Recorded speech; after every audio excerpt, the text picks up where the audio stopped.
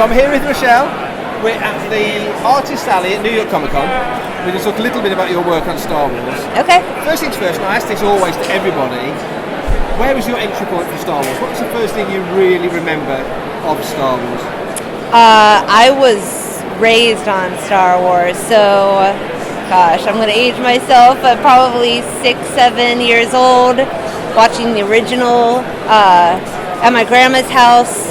Every time I was over there, watching Star Wars, over and over and over. Just love the characters, love the scenery, I mean everything, the story. So yeah, I mean I grew up on Star Wars, so to be working on so many Star Wars books for Marvel is just like an incredible dream come true. Looking at your list of works, I didn't realise that you came in actually at the back end of the Dark Horse series, the Legacy. Oh yes, yep. So that was my first work on Star Wars, and then I actually had to bow out of that series a little early because I signed an exclusivity agreement with Marvel, and then shortly after signing that, Marvel took over, or Disney took over Marvel, and they owned Lucasfilm. So yeah. You must have been thrilled when that happened. Yeah. So then I went back on Star Wars, which was amazing. And what was the next series that you jumped onto? What was your first Marvel series? My first Marvel series. Aphra was fairly early. Was it Rogue One was fairly early? Rogue One, yeah. Rogue One might have been my first series that was all me.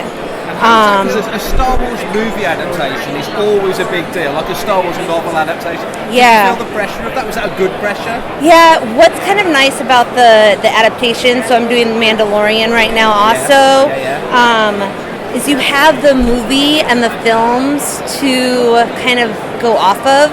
And so what I did was I bought all the art books on Rogue One and the Mandalorian and kind of used that as inspiration, because the art itself, aside from the films, is just absolutely gorgeous. I mean, anyone that's seen the Mandalorian and the end credits of all the art, it's absolutely beautiful, and so I try to use that as much as I can.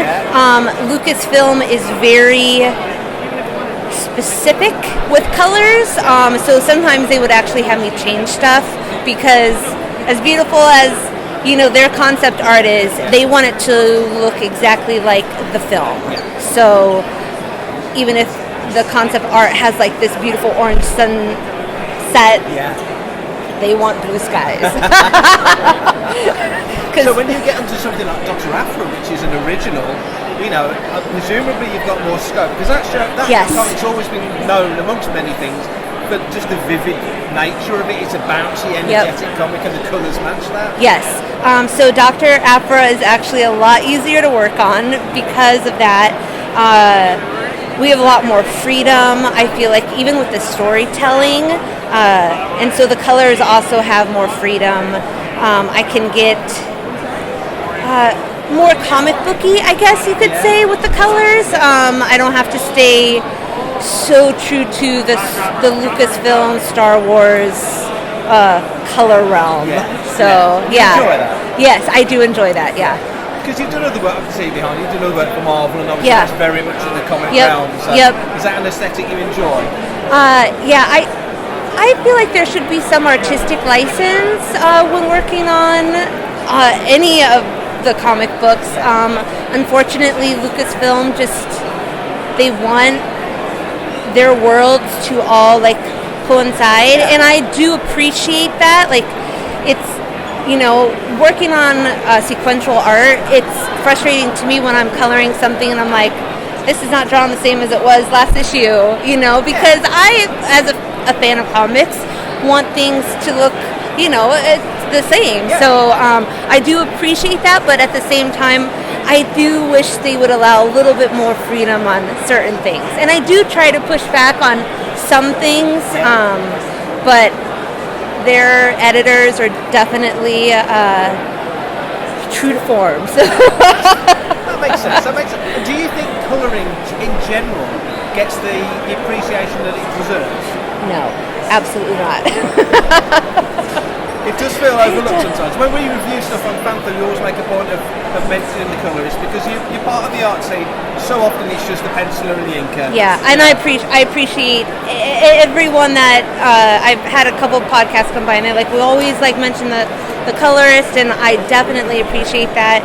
I think coloring is a huge part of the team, and it can get frustrating when we kind of get left behind, because sometimes we're the ones that are getting the books out on time, and it's not like it's a white and black book that's going out. It's in color, and that is I do think it's a huge part of the storytelling process. So.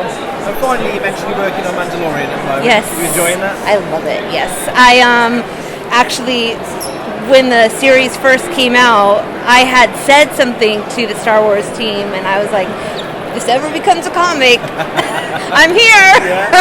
And then sure enough, Mark Panic, who runs the Star Wars office right now, he sent me an email, and he was like, so, got Mandalorian coming up, you want to color? And I was like, yes. So I'm a huge Mandalorian fan. I have a little dog named Mando. My daughter loves Grogu. So yeah, I'm very excited to be working on that. Wonderful. Well, if you're happy, we're happy. Yes.